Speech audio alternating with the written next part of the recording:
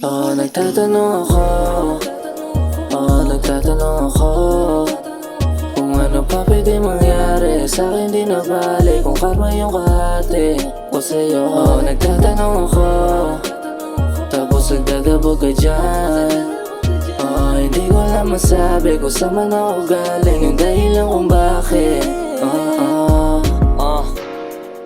Nung una siyang nakita sa FB at sa Insta, nabighani sa dating niya. Sa balakang at sa binti niya, swabing katawan at pang-anghel na pagngiti niya. Isang mabilisang sandali ang naglapit sa amin at labi namin nagkadikit. Nabitin sa bawat sandali, kasama siya laging sumasagi, yakap niya at halik. Nagtatanong ako kung may mga mali ba sa mga sinabi ko. Pasensya kung di ko pwedeng sabihin at hindi pwedeng aminin mga diskarte ko na lihim. Nagtatanong ako kung ayos ka lang ba dyan. Pasensya kung oras sa diskarte nakalaan. Ilang araw nang lumipas, bigla ka na lang umiwas, hindi ka na sa'kin nagpakita. Kaya nagtatanong ako. Nagtatanong ako kung ano pa pwede mangyari. Sa'kin di na bali kung karma yung kahati ko sa'yo. Nagtatanong ako, tapos nagdadabog ka dyan.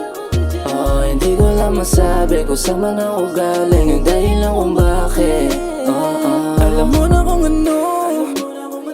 kung ano ang mangyayari pag merong nakaalam kung ano ang meron sa atin. Kaya huwag ka magagalit kung minsan di masagot ang mga tawag mo, minsan kasi di mo abot. Alam ko din kasi minsan ikaw ay malungkot, kaya patawad ko minsan hindi ka masipot.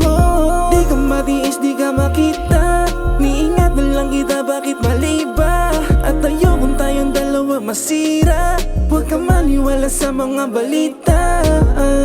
Kailangan mo na muna magtiwala para sa atin. Kailangan unahin ang mga diskarte para din to sa atin, kasi ayaw manatili sa ilalim. Nagtatanong ako kung ano pa pwede mangyari. Sa'kin di na bali kung karma yung kahati ko sa'yo.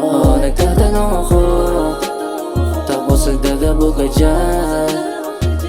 Hindi ko lang masabi kung saan man ako galing, yung dahilan kung